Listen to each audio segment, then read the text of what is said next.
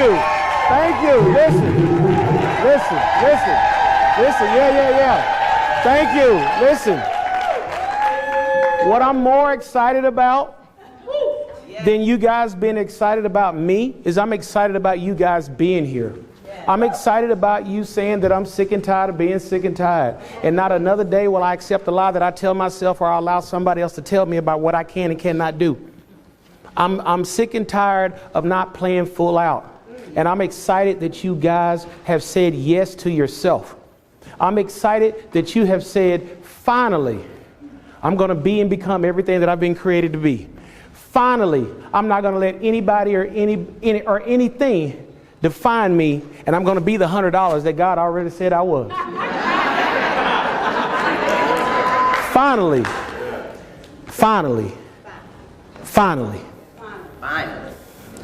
I'm going to do what I've always been created to do.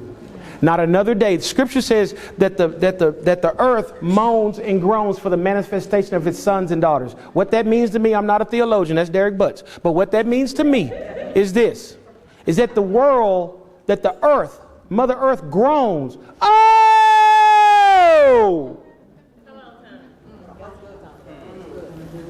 I wish Tommy would be what he's called to be. Oh!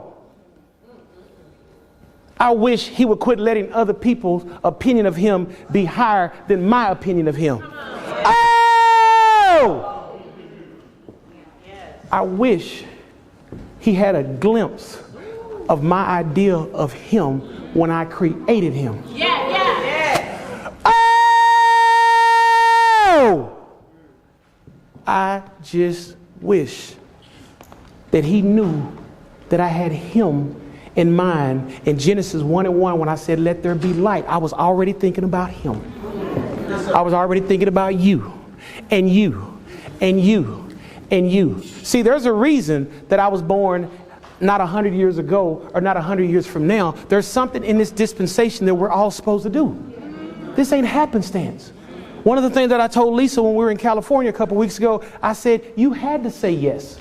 See, when we say yes, see, your yes is not for you. Your yes is for other people. Yes. See, your yes comes with strings attached, ladies and gentlemen, because when you say yes, it comes with strings. So the strings are not to bind you, Tanya, and not to tie you up, Reggie. What your strings do are to throw it to Derek and pull him out. See, here's the deal. Let me show you how deep a yes is. Let me show you how a yes grows exponentially.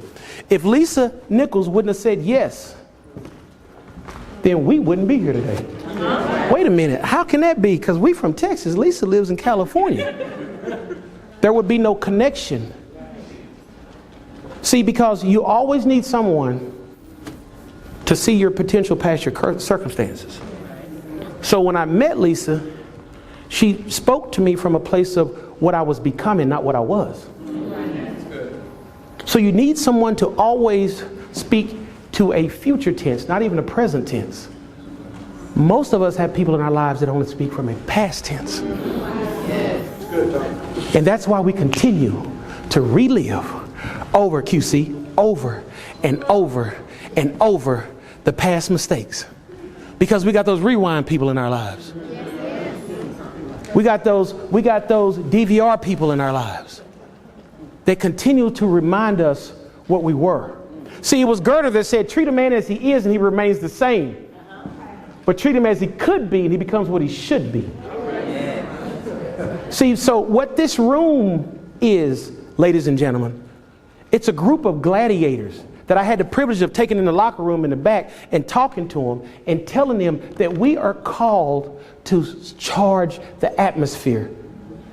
See, there's something that I say, if you've ever had the privilege of hearing me speak, or I've ever had the privilege of speaking before you, and I crafted this, Coach, with you.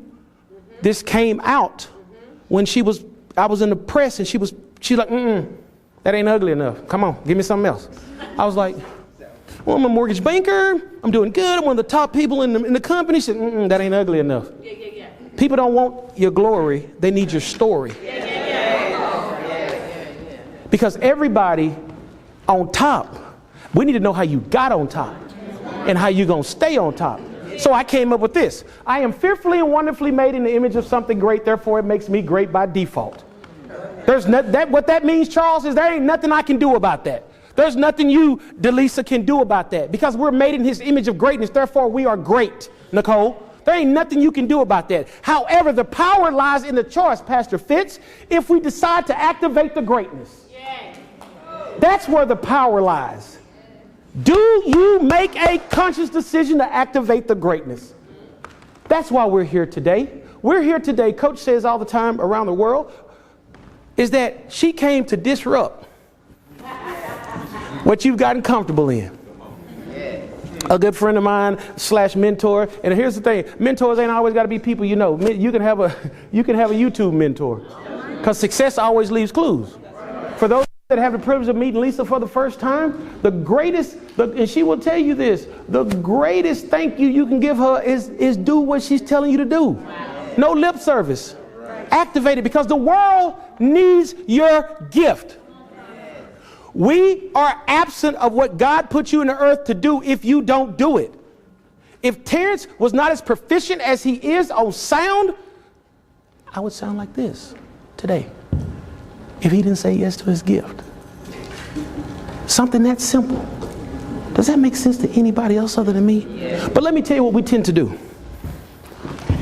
We tend to awe and gawk after other people's gifts and talents instead of perfecting our own. Yeah. So what happens, it doesn't do me any good for me and Johnny and Derek to go to a basketball game and sit there and be in awe and watch those brothers that God has graced that run up and down the court looking like gazelles. They can take off from half court and seem like they are suspended in air for days. Hey, listen, gravity ain't my friend. 6'2", 375. I'm not, look, if I jump up, you ain't putting a piece of paper under me. Hey, hold on, bro, you laughing a little too hard right there. Watch it. But that's okay, because he still put something in me, right? So it's my job to go find that, right? Because everybody in this room has something. It just needs to be developed, discovered, and disciplined. Right?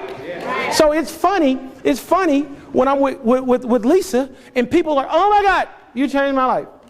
You're so amazing. I want to be just like you. I want to learn everything that the Lord has given you. I want it. Lisa's like, are you sure about that? I'm sure. And I've had the privilege of being one of her coaches. So they come to our tribe, they get in our tribe, and Lisa's like, okay, this is what I do. I do this, I do this, I do this, I do this, I do this. They're like, no, I thought it was just like, spin around 3 times, throw up sprinkle dust, and there's no place like home, click your heels, and I'm going to be Lisa Nichols. No, it's a process. See, here's what we tend to do in life. We get so enamored with the stage that we forget that there's a process on the way to the promise. If you can fall in love with the process and not the promise, you will always get the promise. For those, Constance is in real estate, Derek is in sales. We understand algorithms. We understand that if I call 1,000 people a day, I'm going to get 15 leads. And out of 15 leads, I'm going to close 8. And if I close 8, Madison and Miles, who happen to be here today, their lives will be changed forever. But y'all still stuck on the 1,000. You got to fall in love with the process. But you want the promise of the 8. But you can't get the 8 without the process. You have to be able to fail. You have to be okay with failing. Failure has to be your friend. And as a sometime wannabe comedian, sometimes life will allow people to laugh at you and not with you. I'm going to tell y'all this story. I haven't told this story in 15 years. And my sainted mother's here today, and I'm going to tell it today. So, Lisa, I was just starting. I thought I was good. I was just starting speaking. And so I was at this event. I would speak anywhere. I would do bar mitzvahs, birthdays, funerals. Anybody, listen, I just wanted a chance. I just listen. Wait, you want me to speak? You want to do the announcements at church? Yes, I'll do the announcements at church. It didn't matter. Just give me a mic and get out of my way. So I was at this event, and don't ask me why they thought they needed a speaker. It was a play. Mom, Dad, y'all remember this? We was at a play. And there was like 500 or 600 people. And at the time, that was the largest artist I ever spoke at. So at the intermission, the lady, the promoter said, hey, I'm gonna give you 5 minutes to speak. I said, I only need 3. Just give me 3. So what I was working on at the time, I didn't know how to craft my story. I was working on that the lies that people tell you, you need to bury them. So, okay, so me, I do everything big, okay? Yeah, that's how I do. So one of my friends owned a funeral home. So I got him, see my mom's laughing, I got him to bring a casket, right? Casket wouldn't have nothing to do with the play. This time, John, don't worry, don't judge me. So I was standing there, Johnny, and I told him, I said, I had the ushers pass out pieces of paper, Lisa. And I had them write down the 3 top lies that you've told yourself or you believe that other people have told you. Yeah. And I said, on the count of 3, and they was writing. They was writing fast. Oh, yeah, thank you. Thank you, Jesus. I had them right there. Casey, I had them when they was writing. So they wrote down the 3 things. Then I said, they wheeled this casket down to the front. And I said, now on the count of 3, I need everybody on the sound of my voice. I need you to tell you, I need you to stand up. I need you to form a procession, and we're going to bury those lies today. I was deep. You know, I was bending over like this and whispering, you know, that's when they get good, right? And they're like, God said.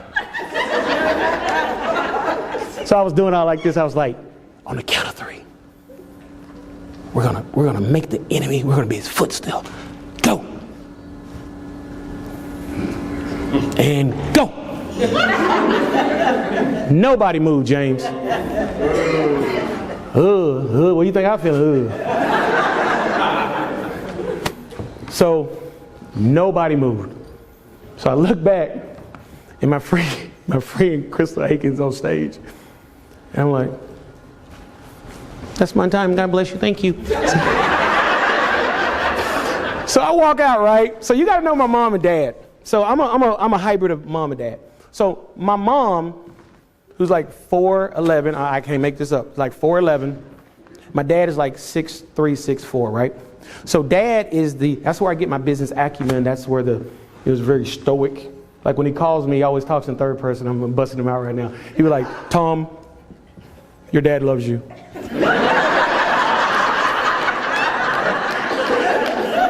I'm like, isn't that you? It's like, yeah, I'm just calling to tell you your dad. Are you like, you leaving a message? Are you his assistant?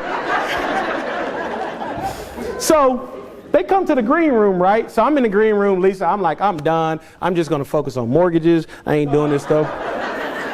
I'm going to, because what happens is when we, okay, lesson number 1, when we get opposition, we will tend to revert back to what's easy, right?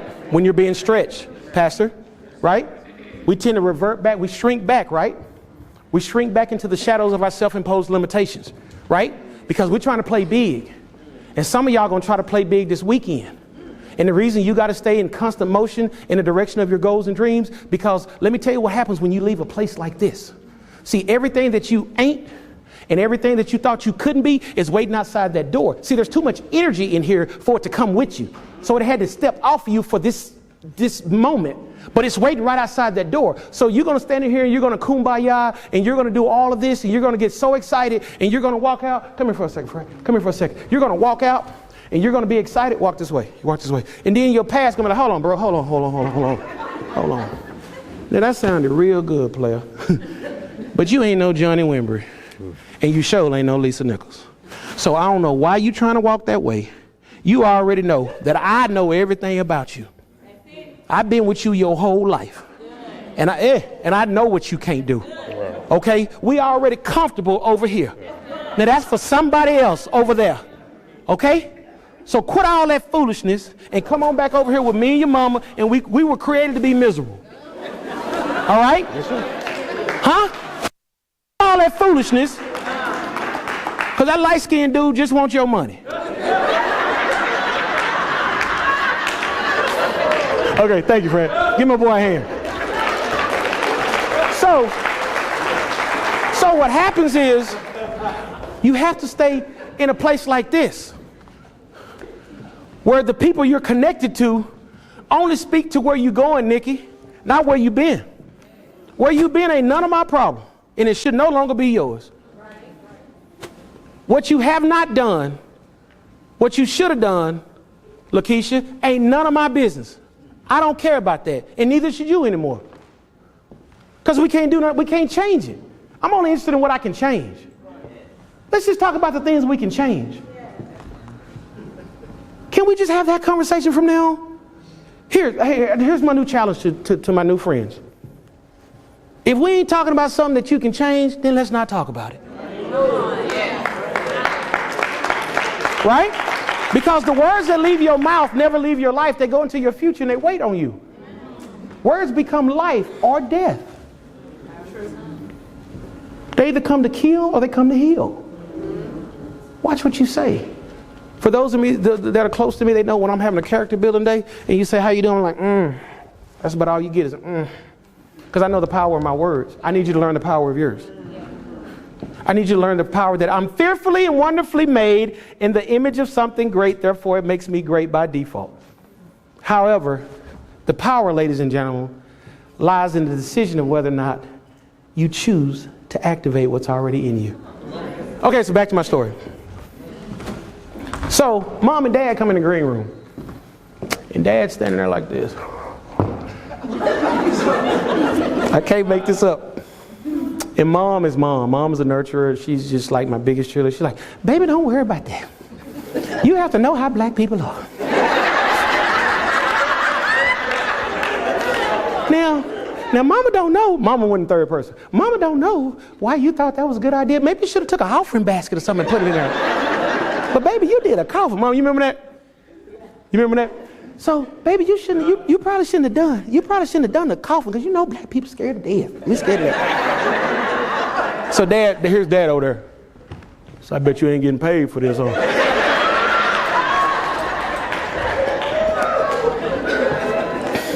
I said that to say that was my shot to stop. That was my shot to give up. I didn't. I'm glad I didn't. I'm glad I met this. Yeah. Thank you. What has been your shot that you didn't take? Several years ago, I was at a Mavs basketball game and they were playing, and they were going back and forth. And there was 3 seconds left in the game, Dr. Ellison. There was 3 seconds left in the game. The Mavs were down by 1. They got the ball, went over half court to Lisa, called a timeout. I looked at the people I was with, Lisa, and I told them, I said, man, if I was in that huddle, I'd tell the coach, draw that play up for me. If the make or miss is going to determine whether I win or lose, I want to take my shot. I don't want nobody else taking the shot for me. I love Johnny. I love Derek. Okay? But the light may get in their eyes at the wrong way. Derek may have some sweat on his hands and the ball go through his hands or something to Lisa or Tamara. It could be anything. If the make or miss is going to be predicated on whether I win or lose, let me take my own shot. See, it was Harley Davidson said that when it comes to writing the story of your life, don't you let nobody else hold your pen. Don't you let no one else hold your pen when it comes to writing your own narrative. So we were in the huddle. I said, man, I'd be like, look, hey. Look, Derek, you set the screen. Johnny, you throw it in. Delisa, you come off that back pick and get it to me. And I'm doing it. And hey, whether it goes in or not, I'm sleeping good tonight because I took the shot. What we're going to challenge you today, ladies and gentlemen, is start taking your own shots. Because I can live with them decisions, coach. I can live with that, man. I can live with listen, I could live with putting this event on and not one person show up but Lisa Nichols. I would have been okay because I know I would have done everything in my power to make it a success.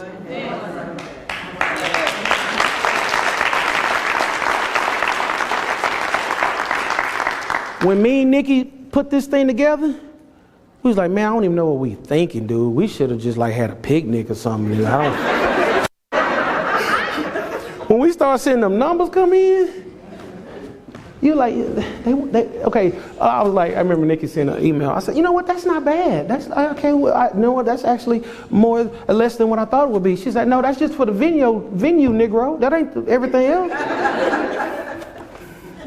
So when you want to play big, you better have some big people holding your arms up. You better have some big people that you can call. Be like, Lisa Nichols, am I crazy? No, Tommy Jones, you're not crazy. You're a little silly, but you're not crazy. Keep pushing. And so we're going to tell you, keep pushing in the direction of your goals and dreams, because it's worth it. And let me tell you something, be very transparent. And I've told some people that are close, I've told Derek and some other people that are close to me, the last 6 months going through this, the maturation process for me has been, you putting a timer on it, Shannon, like that? Oh, that's not you. Oh, I thought the timer like cutting me off like that. I'm used to just holding up the sign. She's like, hey, you said 20 minutes. You came for Lisa Nichols. We can see you anytime.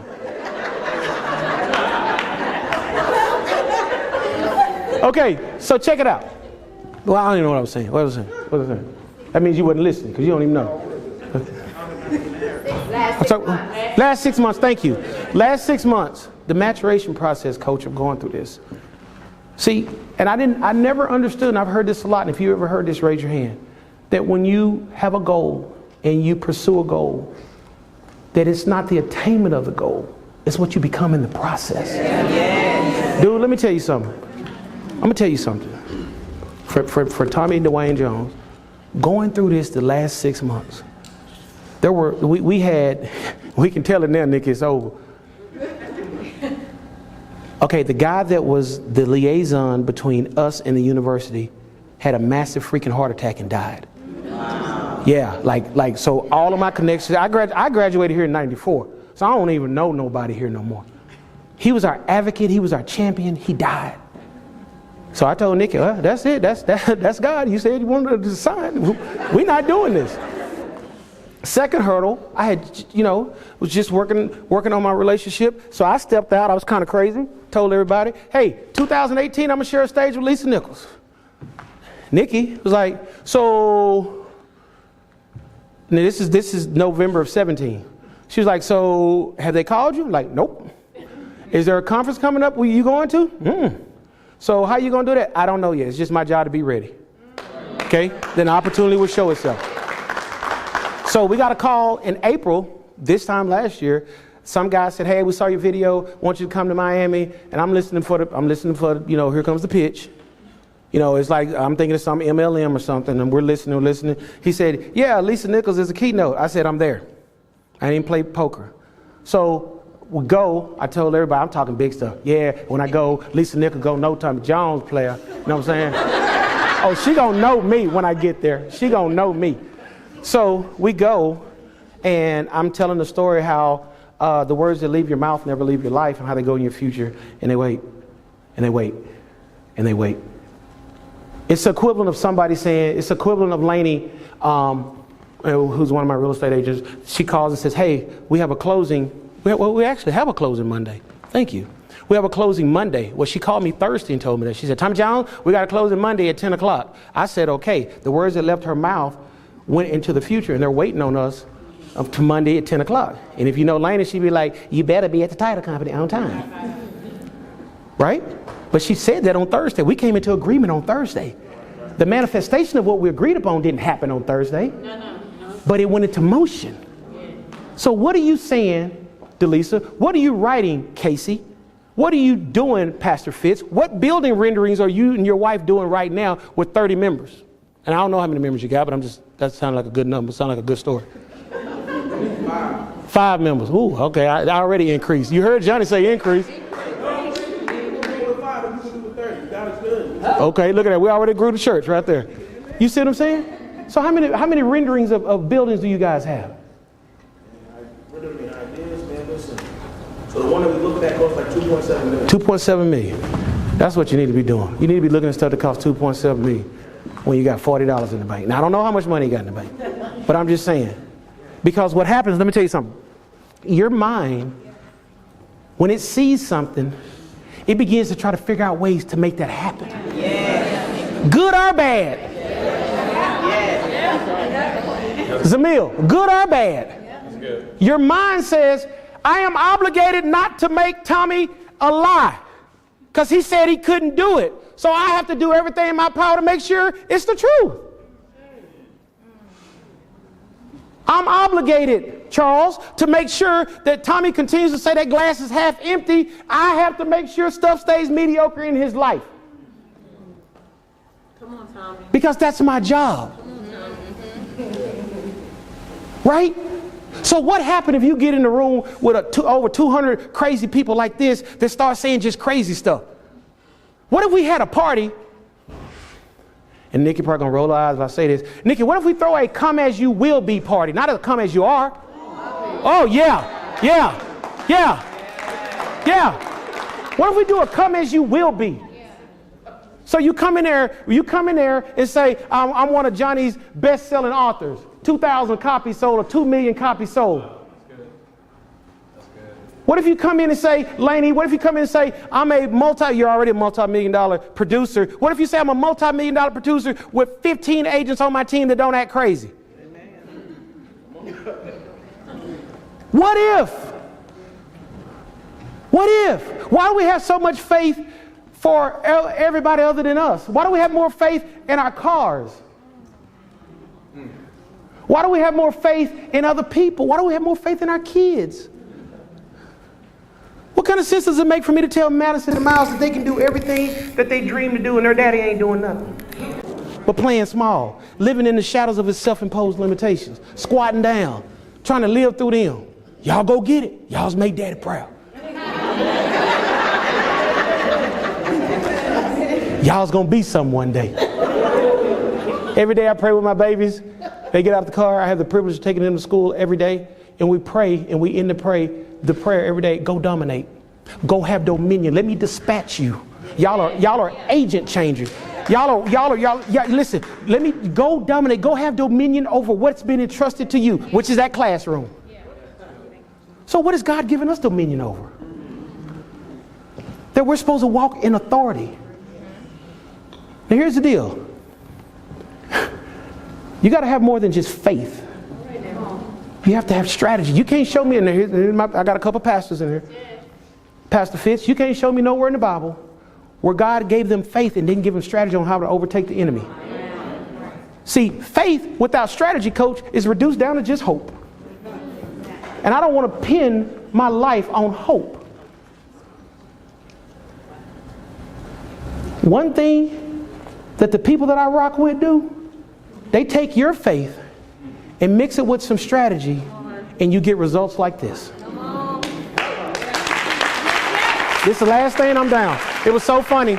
Me and Nikki jumped on a conference call with Lisa, and we were so excited because, Nikki's a PowerPoint girl, and I'm just kind of like off the cuff, but Nikki had a little PowerPoint together, and we was going through everything with Lisa, and Lisa was doing like 30 things.